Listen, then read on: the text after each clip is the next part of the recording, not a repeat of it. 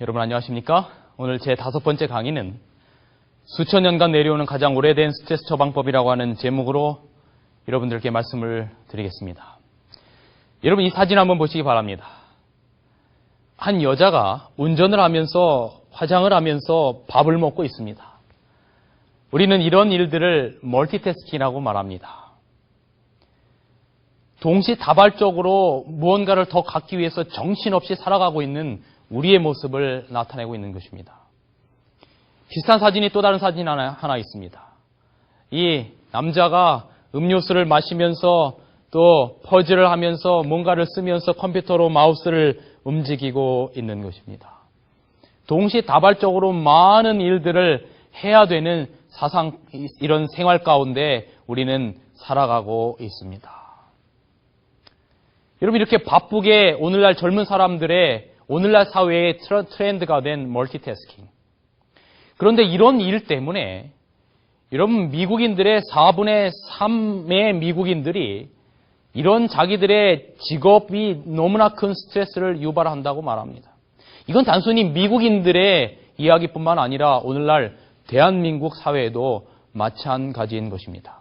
여러분 스트레스는 수많은 사람들에게 많은 고통을 주고 있어요. 최근 해마다 미국에서 약 120만 명의 사람들 가운데 그런 사람들이 심장 발작을 일으키는데 그중에 약 45만 명의 사람들이 죽는다라고 이야기하는 것입니다. 그 가장 큰 이유가 그들의 삶 가운데 너무나 이렇게 바쁜 삶 가운데 멀티태스킹의 삶 가운데 살아가는 그들의 삶 속에 스트레스라고 하는 것 때문에 많은 사람들이 이렇게 고통당하고 있습니다. 여러분 여기 한 메디컬 뉴스에 보면 이렇게 기록하고 있습니다. 만성적인 걱정은 심각한 심장 발작을 일으킬 수 있다. 왜냐하면 심장과 마음은 긴밀하게 연결되어 있기 때문이다라고 이야기합니다. 오늘날 이것이 우리가 살아가고 있는 세상입니다.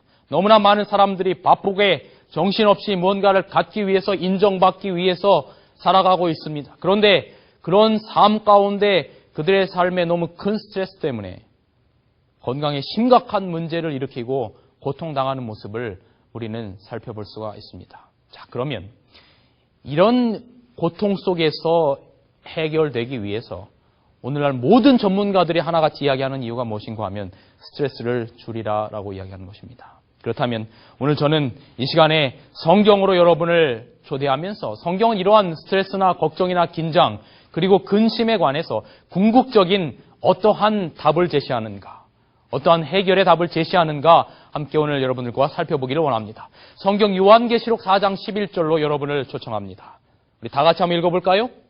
우리 주 하나님이여 영광과 존귀와 능력을 받으시는 것이 합당하오니 주께서 만물을 지으신지라 만물이 주의 뜻대로 있었고 또 지으심을 받았나이다 하더라. 여러분 스트레스에 관한 해결책은 우리의 존재론에서부터 시작해야 합니다. 우리는 어떤 존재입니까? 온 우주를 다스리는 하나님의 손으로 빚은 자녀라고 하는 사실을 우리는 기억해야 됩니다. 여러분 이런 생각이 우리를 왜 가치 있게 만듭니까? 여러분 우리를 창조하신 분이 있다라고 하는 그 생각, 우리를 만드신 조물주가 있고 우리는 그분의 피조물이라고 하는 이 생각, 그것 때문에 하나님께 영광을 돌린다라고 하는 이 생각이 오늘 우리들에게 왜 가치가 있는 것입니까? 여러분 왜냐하면 오늘날 온 세상은 우리들에게 아버지가 없는 생각을 가르치고 있기 때문입니다. 어떤 한 작은 생명체로부터 우리 인간이 이르러 왔고 우리들에게 아버지를 빼앗아간 바로 그 생각, 바로 그 사상과 반대돼서 성경은 우리들에게 이야기하기를 우리는 하나님이 계시고 그분이 우리의 창조주고 우리는 그분의 피조물이라고 하는 놀라운 우리는 존재라고 하는 생각에서 우리는 시작해야 되는 것입니다. 여러분 창조주는 반드시 계십니다. 창조는 위대한 개념입니다. 창조는 우리를 만드시고 우리에게 안전과 휴식을 주시는 그분의 사랑과 보호 아래로 우리를 인도하는 것입니다. 여기에 우리의 가치가 있는 것입니다. 왜냐하면 성경에는 우리를 만드신 그 하나님께서 우리의 머리털럭 하나까지도 세시고 계신다라고 이야기하는 것입니다. 여러분 여기 영어 성경에는 우리의 머리카락을 센다라고 하는 개념이 넘버링이라고 이야기하고 있습니다. 여러분 이 넘버링이라고 하는 것은 그냥 하나, 둘, 셋 우리 머리카락이 몇 개 있는지 세는 그런 개념이 아닌 것입니다. 우리 하나하나의 모든 것을 아주 면밀하게 자세하게 안다라고 하는 의미에서 그럴 때 쓰는 것이 넘버링입니다. 여러분 양 100마리가 있었습니다. 그런데 그 목자는 그 양 한 마리 한 마리의 이름뿐만 아니라 그 특성까지도 다 알고 계신다라고 하는 것입니다. 이렇게 우리의 머리털어까지도 넘버링하고 계시는 그분이 우리를 만드신 창조주요, 우리는 그분의 피조물이라고 하는 이 생각은, 이 개념은 우리들에게 얼마나 위대한 개념인지 모르는 것입니다. 그 창조주가 여러분을 아신다라고 하는 것입니다. 여러분을 사랑한다라고 하는 것입니다. 여러분을 위해서 십자가에 달려 돌아가시겠다라고 돌아가셨고 부활하셨고 우리를 위해서 다시 이 땅에 오시겠다고 약속하신 것입니다. 여러분 여기 요한계시록 성경의 맨 마지막 책 요한계시록은 마지막 시대를 살아가는 우리들에게 광란의 바쁜 삶을 살아가는 우리들에게 창조주 안에서 참된 휴식을 찾으라고 부르는 하나님의 말씀입니다. 여러분 이 하나님의 세 천사의 기별을 외치면서 창조주의 기별을 기억하라라고 하는 것입니다. 우리에게 아버지가 있다라고 하는 것을 기억하라라고 하는 것입니다. 여러분 여기 성경 요한계시록 14장에는 우리들에게 다음과 같이 외치고 있습니다. 요한계시록 14장 7절 그가 큰 음성으로 가로되 작은 음성이 아니라 어떤 음성으로요? 큰 음성으로 가로되 하나님을 두려워하며 그에게 영광을 돌리라. 그는 이에 심판하실 시간이 이르렀음이니 그 다음에 말씀하시기를 하늘과 땅과 바다와 물들의 근원을 만드신 하나님을 기억하라라고 이야기하면서 경배하라라고 이야기하고 있는 것입니다. 여러분을 만든 창조주를 기억하라라고 하는 것입니다. 오늘날과 같이 정신없이 바쁘고 고통당하고 외로운 이런 삶 가운데 우리에게 아버지가 계시다는 것을 기억하라라고 하는 것입니다. 여러분 우리에게 아버지가 있는 한 어떤 누구도 우리를 얕잡아 볼 수 없는 것입니다. 여러분 우리가 기억하기로는 어릴 때 아이들이 싸움을 합니다. 그런데 그 싸움을 하면서 이 코피가 나야 이기는 것입니다. 그런데 아무리 약하게 맞던 아이도 갑자기 아버지가 뒤에서 나타나면 없던 힘이 생기는 것입니다. 왜냐하면 나를 뒤에서 든든하게 받쳐줄 아버지가 반드시 저 아이를 대신해서 내가 승리할 수 있도록 해줄 거라고 하는 그런 생각이 있기 때문입니다. 사랑 여러분이요. 오늘날 세상 사람들이 수많은 자살과 고통 가운데 살아가고 있습니다. 돈 많은 사람들도 자살하고 인기 많은 사람들도 자살하고 명예가 높은 사람들도 자살하고 전 세계 자살률 1위를 기록하고 있는 대한민국의 불명예스러운 이 땅에서 그들이 자살하고 있는 공통점이 있는데 그들의 삶 가운데 더 이상 희망이 보이지 않는 것입니다. 그들의 모든 문제를 해결할 분이 더 이상 없다라고 하는 것입니다. 오늘날 모든 사람들의 마음 가운데는 외롭고 고통이 있는 것입니다. 그런데 오늘 우리들에게 성경은 말씀하시기를 우리를 창조한 아버지가 있다라고 하는 것입니다. 그런데 우리를 아버지가 없는 사생아로 만들어버린 사람이 있습니다. 우리를 우연히 생겼다라고 말하는 사람이 있습니다.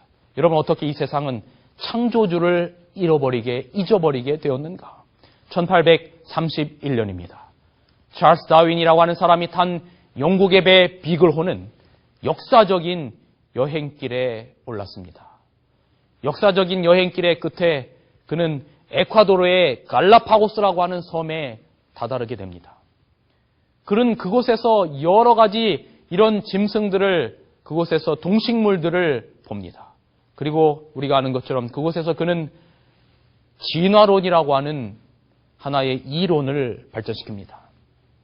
우리의 생명은 신으로부터 온 것이 아니고 우리를 만드신 아버지가 창조주로부터 온 것이 아니고 오랜 시간 걸쳐서 진화의 산물이라고 이야기합니다.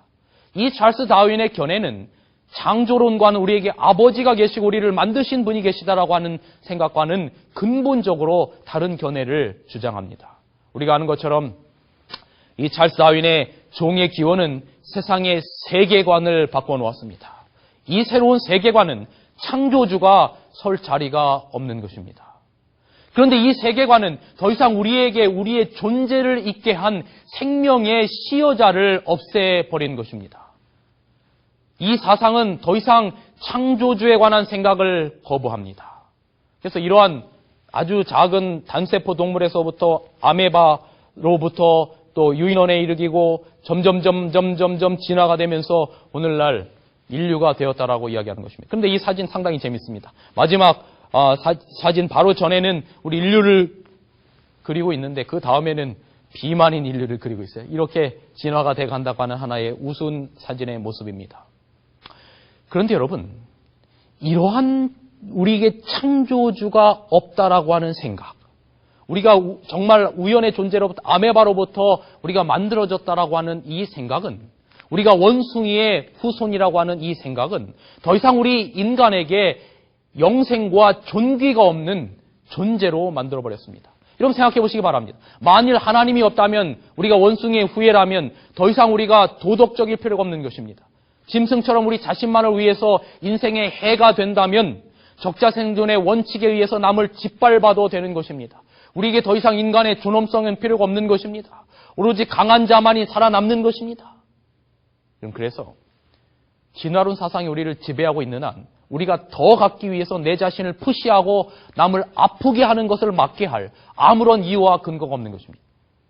이 진화론 사상을 통해서 유물론 사상, 나치, 공산주의 등등 인간의 존엄성들을 상실한 수많은 사상과 이론들 통해서 얼마나 많은 사람들이 죽었는지를 기억해 보시기 바랍니다. 그런데 여러분이요, 우리가 창조주 하나님의 아들과 딸이라면, 죽음보다도 강한 사랑으로 우리를 만드신 분이 우리의 아버지라면, 여러분 우리는 다른 차원의 삶을 살게 됩니다. 내 옆에 한 사람이 정말 귀하고 내 주변의 한 사람 때문에 기도하고 그 한 사람을 구원하기 위해서 나의 삶의 모든 것을 희생하는 것입니다. 우리가 남을 내 목숨처럼 사랑하는 것은 우리가 사생아가 아닌 우리에게 아버지가 계시다고 하는 것을 인정할 때에 내 옆에 이웃이 그렇게 귀중하게 보이는 것입니다. 여러분, 그래서 오늘 잠언 14장 31절에는 우리들에게 이야기하기를 가난한 사람을 학대하는 자는 그를 지으신 이를 멸시하는 것이라고 이야기합니다. 궁핍한 사람을 불쌍히 여기는 자는 주를 존경하는 자니라고 말한 이유가 어디 있습니까? 왜냐하면 가난한 사람, 궁핍한 사람 한 명이라 할지라도 하나님께서 지으신, 하나님께서 위해서 십자가에 달려 돌아가신 귀중한 존재라고 하는 것입니다. 우리에게 아버지가 계십니다. 여러분, 그러면 어떻게 우리가 하늘과 땅을 창조한 우리의 창조주를 예배하며 그분이 제공하는 휴식과 평화를 얻을 수 있을까?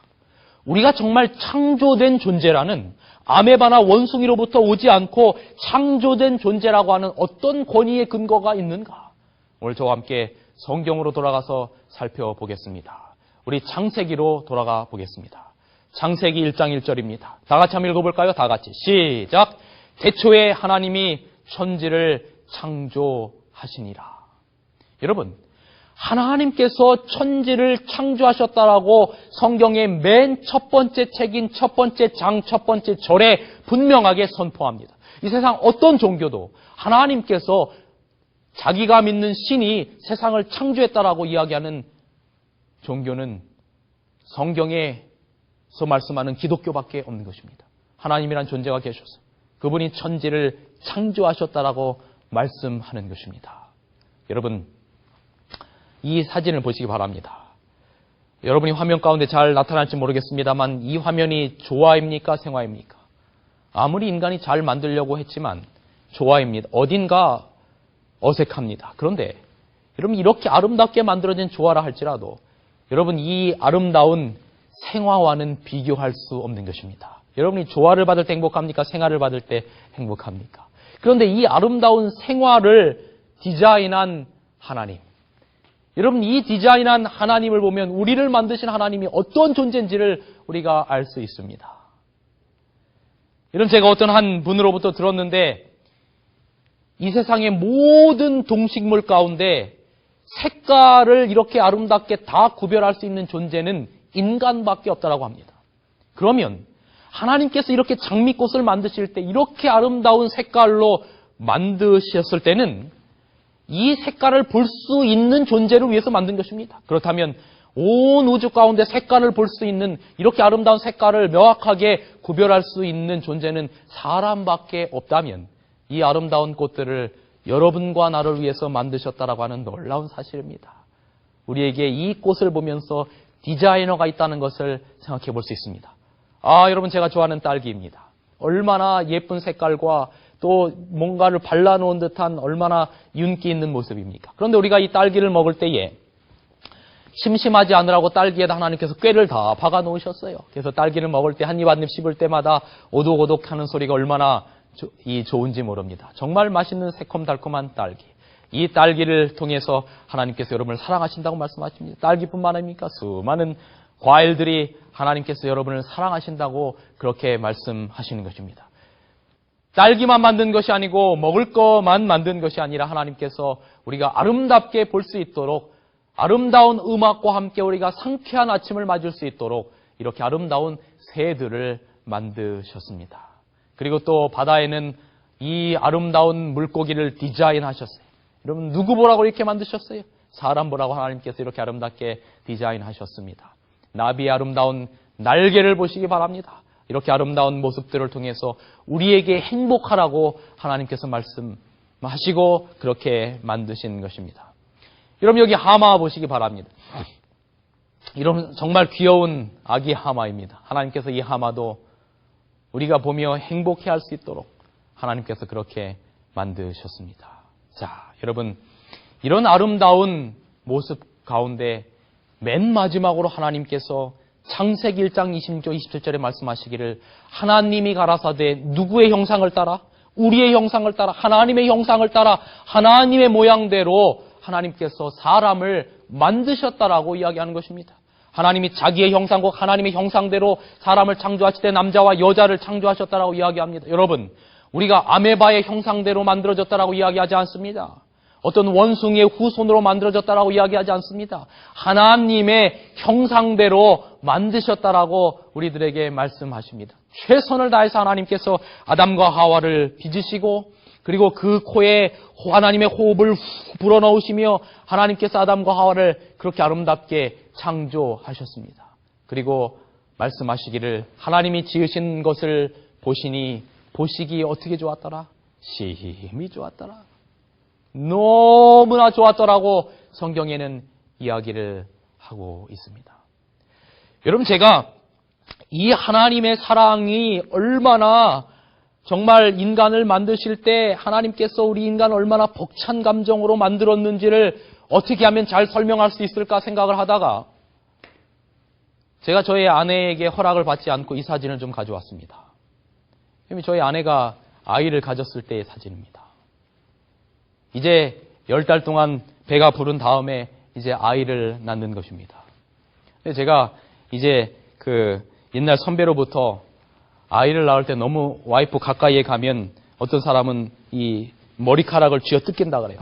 그래서 저는 머리카락 쥐어 뜯기지 않기 위해서 조금 아내로부터 멀리 떨어졌습니다.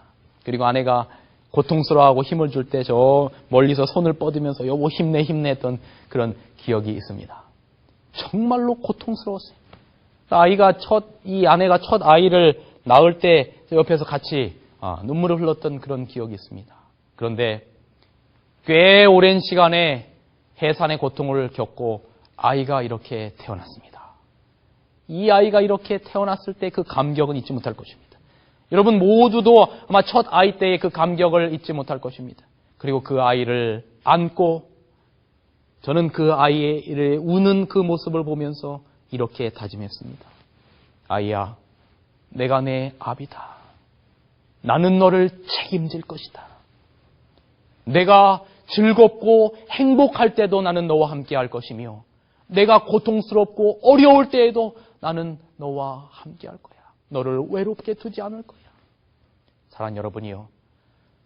하나님께서 우리 아담과 하와를 만드시고 아담과 하와의 코에 호흡을 불어넣으시며 생명이 되게 만드셨을 때 아담과 하와의 모습을 바라보면서 하나님께서 다짐하셨어요. 아담과 하와, 내가 너를 목숨처럼 사랑한다. 그러나 내가 앞으로 어떤 일이 있다 할지라도 내가 너와 함께하고 너를 책임질 것이라 하나님께서 말씀하셨어요. 이것이 바로 창조주의 마음이고 우리 부모의 마음이 아닙니까?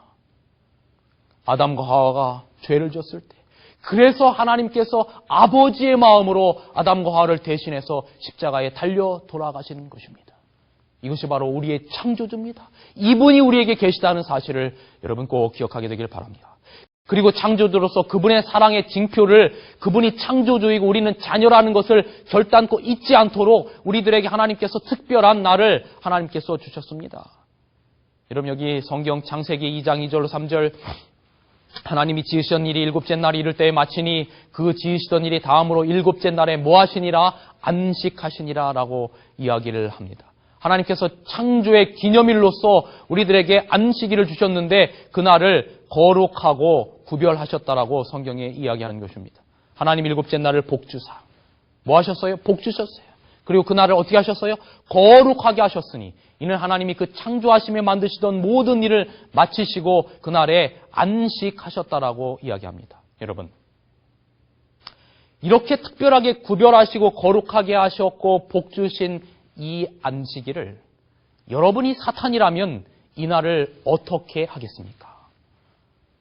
이 날을 사람들이 잘 지키도록 하겠습니까? 아니면 방해하겠습니까? 여러분 창조의 기념일로 주어진 바로 그 안식일은 사단의 어떤 방해가 있다 할지라도 성경에서 변치 않는 우리의 근원을 상기시켜주는 하나님의 영원한 징표입니다. 여러분이 이 안식일을 지킬 때 여러분은 결단코 진화론자나 무신론자가 될 수 없습니다. 왜냐하면 그 안식일은 창조의 기념일로서 여러분에게 주어진 것이기 때문에 여러분이 안식일을 지킨다라고 하는 것은 우리에게 창조주 하나님이 계시다라고 하는 것을 인정하는 표시인 것입니다. 정리해 봅시다. 이 안식일은 하나님께서 제7일 안식일을 우리들에게 복주신 날로 제정하셨고 거룩하게 하신 날로 제정하셨고 또 어떤 날입니까? 쉬신 날입니다. 하나님께서 피곤해서 쉬지 않으셨습니다.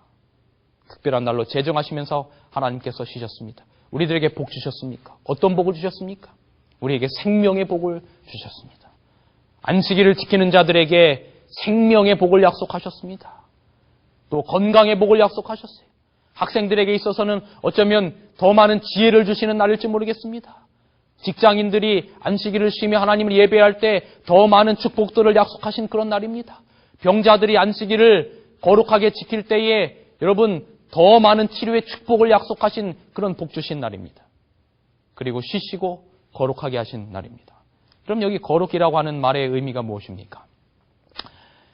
이 예를 한번 들어봅시다. 여기 한 신랑에게 사랑하는 아내가 이제 신부가 있어서 결혼식을 했습니다. 그런데 그 아내에게는 4명의 이 동생들 또 혹은 언니가 있는 것입니다.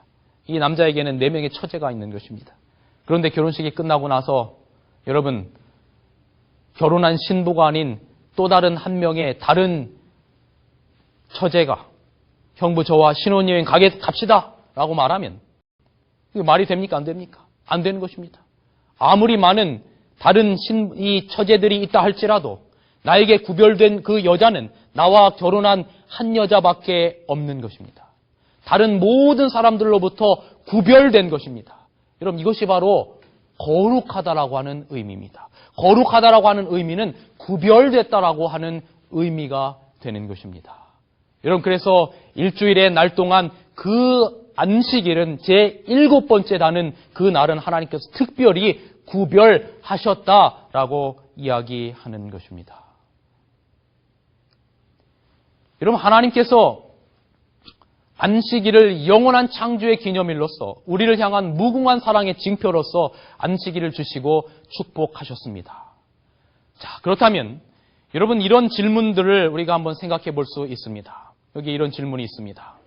그 안식일이라고 하는 게 옛날에 살아가던 그 유대인들에게 해당되는 것이라고 들었거든요. 그게 오늘날을 살아가는 우리와 무슨 상관이 있는 거죠? 여러분, 이 청년이 이러한 궁금증을 질문했습니다. 어떤 질문인가 하면, 목사님, 안식일은 유대인을 위해서 주신 날이 아닌가요? 라고 하는 질문을 합니다. 여러분, 여기 어떤 한 교회의 목사님도 설교를 할 때에 이렇게 이야기를 했습니다.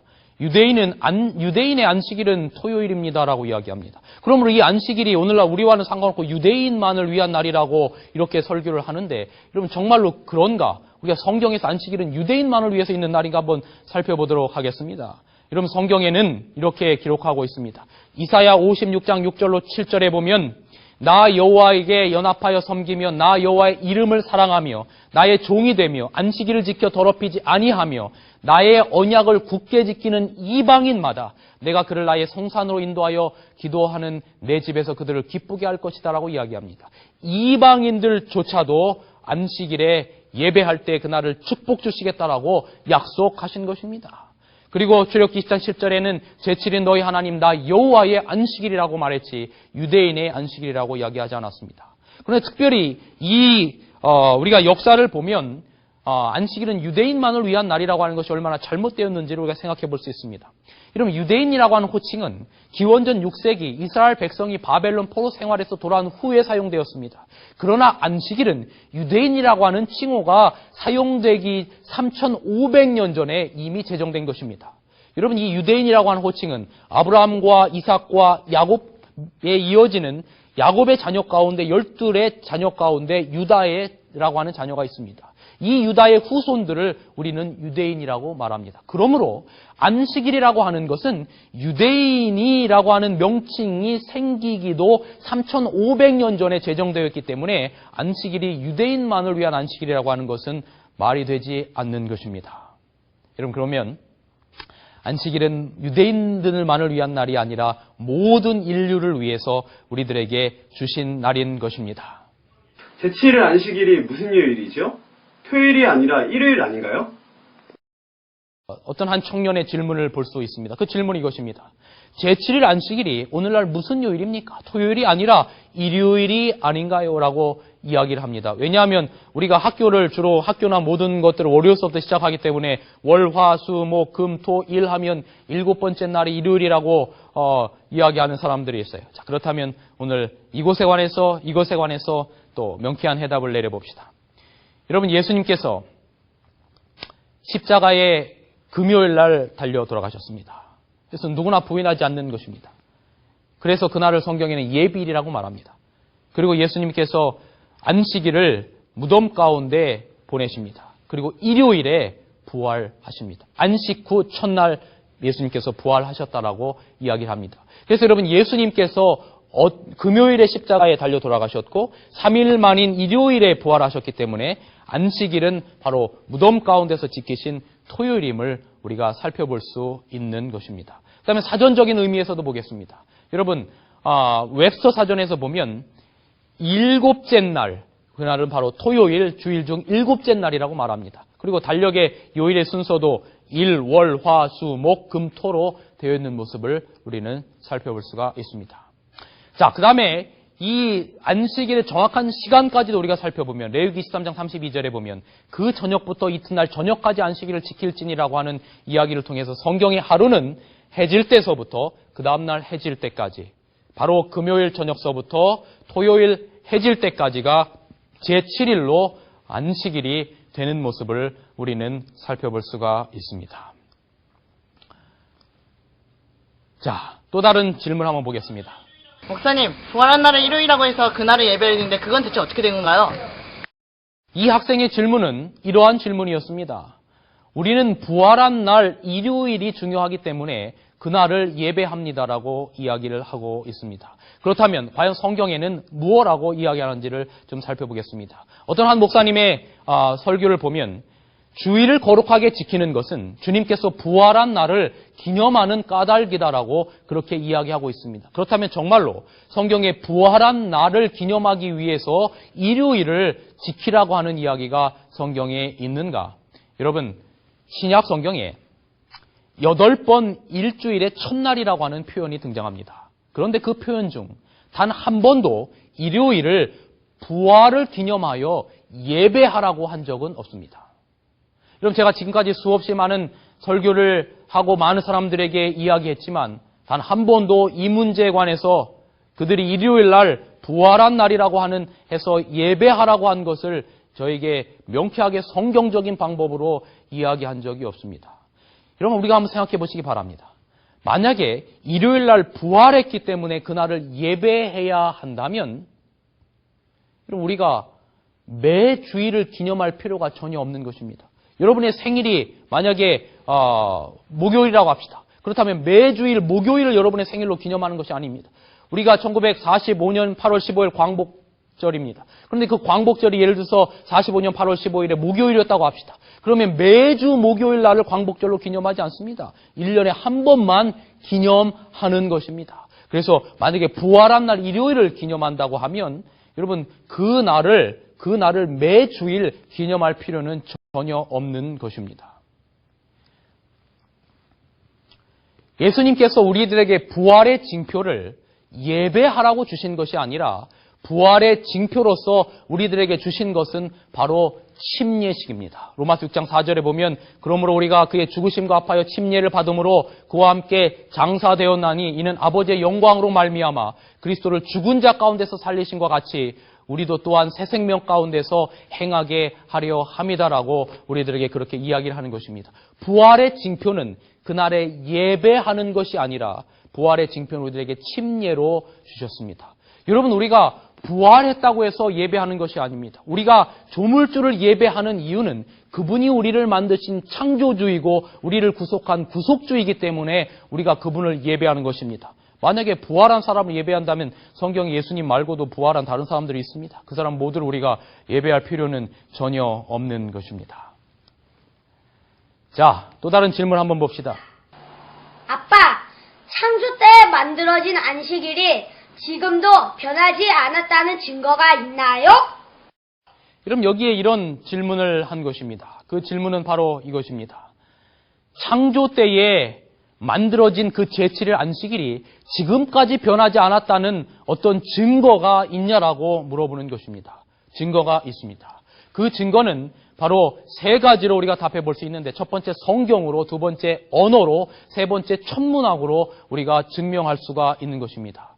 여러분, 성경에는 제가 시간 관계상 성경의 창세기서부터 요한계시록에 이르는 안식일의 연속성에 관해서 자세히 설명드릴 시간이 없습니다. 그러나 간단하게 보겠습니다. 여러분, 성경, 구약 성경에 우리가 함께 살펴보면 성경에 나타난 안식일의 역사를 창조의 기념일로서 창세기 2장 1절 3절에 우리들에게 안식일을 제정하십니다. 그리고 나서는 이제 애굽에서 430년간 종살이를 하고 있던 이스라엘 백성들이 다시 출애굽해서 광야로 가나안 땅에서 가는 도중에 광야에서 만나를 통해서 그들의 안식일을 기억나게 하십니다. 우리가 아는 것처럼 6번째 되는 7번째 되는 전일날 2배의 만나를 거두게 함으로 안식일을 그들에게 기억나게 하는 것입니다. 그리고 우리가 아는 것처럼 10계명 넷째 계명의 출애굽기 20장 8절로 11절에 보면 신의 산에서 10계명의 넷째 계명의 안식일을 주십니다. 그리고 바벨론 포로 이후에도 뭡니까? 이 안식일은 이스라엘 백성과 하나님 사이의 표징으로서 주시게 되는 것입니다. 그렇다면 신약 성경에는 어떻습니까? 구약 성경에만 나타나는 안식일이 아닙니다. 예수님께서도 이 땅에 오셔서 누가복음 4장 16절에 보면 안식일을 자기의 규례대로 지키십니다. 예수님의 십자가 직후에는 어떻습니까? 많은 사람들이 이야기하기를 십자가 사건 이후로 안식일까지도 폐했다라고 이야기하는데 여러분, 십자가 직후에도 예수님의 여제자들이 누가복음 23장 54절 24장 1절에 안식일을 지키는 장면을 우리가 살펴볼 수 있습니다. 그리고 예수님이 십자가로 승천하시고 난 다음에 바울을 중심으로 한 사도들도 사도행전 17장 2절과 18장 4절, 16장 12절, 13절 등등 많은 성경절들에서 사도들조차도 안식일을 지킨 모습을 우리가 살펴볼 수 있습니다. 그리고 요한계시록 1장 10절 주의 날 계시를 보는 모습을 봅니다. 이제 그 주의 날도 안식일이라고 하는 것을 제가 마지막 부분에 설명을 드리도록 하겠습니다. 그래서 또 이사야의 말씀에 통해서 보면 이사야 66장에서도 우리가 하늘에 가서도 안식일을 지킬 거라고 이야기합니다. 그러므로 성경에 나타난 안식일의 역사를 통해서 우리가 살펴보면 여러분, 안식일은 변하지 않고 온 것을 우리가 압니다. 그리고 예수님 이후에도 유대인들은 안식일을 지금까지 아주 철두철미하게 지켜온 모습을 보면서 금요일 저녁부터 토요일 저녁까지 안식일의 역사가 끊기지 않고 왔음을 우리는 살펴볼 수 있는 것입니다. 자, 그 다음에 두 번째로 언어가 증거합니다. 이런 전 세계 140회 이상의 언어가 제7일을 세바스 안식일로 언급하고 있습니다. 그럼 제가 시간 관계상 다 읽지 않겠습니다. 영어나 그리스어나 스페니시어나 이태리어, 프렌치어, 독일어, 러시아어, 그 다음에 힌두어, 아라비어 많은 언어들이 제7일에 해당하는 말을 세바스라고 하는 의미로 안식일로 사용하고 있다라고 하는 사실은 전 세계의 언어들을 통해서도 우리가 안식일에 변하지 않고 영속적으로 지금까지 왔다라고 하는 사실을 살펴볼 수가 있습니다. 그 다음에 천문학을 통해서도 우리가 살펴볼 수가 있습니다. 여러분, 여기 천문학적인 증거는 이 로얄 그리니치 천문대에, 영국에 있는 그리니치 천문대에서 이런 질문을 했습니다. 예수님 이후로 지구 역사상 달력이 바뀐 적이 있는가라고 하는 질문을 물었습니다. 그때 그 천문학자들이 말하기를 그들이 지구 역사상 달력이 바뀐 적이 한 번 있었다라고 이야기합니다. 그런데 그 일주일의 주기는 결코 변하지 않았다라고 이야기합니다. 1582년 10월이었습니다. 1582년 10월에 날짜의 변화로 인한 요일의 변화는 전혀 없는 달력의 변화가 한 번 있었습니다. 1582년 그 전에는 율리우스 황제에 의한 율리우스력을 썼습니다. 그런데 1582년에는 그 이후에는 그레고리력으로 바뀌게 됩니다. 그 이유가 무엇인가 하면 율리우스력은 1년이 365.225일이었습니다. 365.225일이었던 1년의 날짜가 사용되다가 1582년에 교황 그레고리력으로 바뀌게 되면서 1년의 주기가 365.24225일로 바뀌었습니다. 그 이유는 1년의 정확한 공전 주기가 365.2422의 이 율리우스력보다 그레고리력이 더 가까웠기 때문에 그렇게 달력을 바꾸게 된 것입니다. 그러다 보니까 1년에 약 0.0078일의 오차가 이루어집니다. 그래서 10일간의 공백이 생깁니다. 그래서 그 열흘을 율리우스력에서 그레고리력으로 바꾸면서 빼버렸습니다. 그러나 이 월, 화, 수, 목, 금, 토, 일이라고 하는 이 요일의 변화는 전혀 없었음을 우리가 살펴볼 수가 있게 되는 것입니다. 여러분, 여기 성경 요한계시록 14장 12절은 말합니다. 성도의 인내가 여기 있나니 저희가 하나님의 계명과 예수의 믿음을 지키는 자니라. 여러분, 모세도 안식일을 지켰습니다. 여호수아, 엘리야, 엘리사, 예레미야, 예수님, 바울, 베드로 모두 안식일을 지키는 사람들이었습니다. 여러분, 우리도 성경에 의해서 안식일을 지킴에 동참합니다. 마지막 시대의 사람들에게 이 끔찍하게 바쁜 세상에 이날을 쉼의 날로 하나님께서 정하시고 우리가 이날을 지키고 이날에 행복하고 이날에 우리가 건강하도록 하나님께서 쉬도록 말씀하셨습니다. 남은 무리의 특징을 말하기를 하나님의 계명과 예수 믿음을 지킨다고 말씀하십니다. 넷째 계명을 포함한 하나님의 계명을 지키는 자들입니다. 사랑하는 여러분들이요.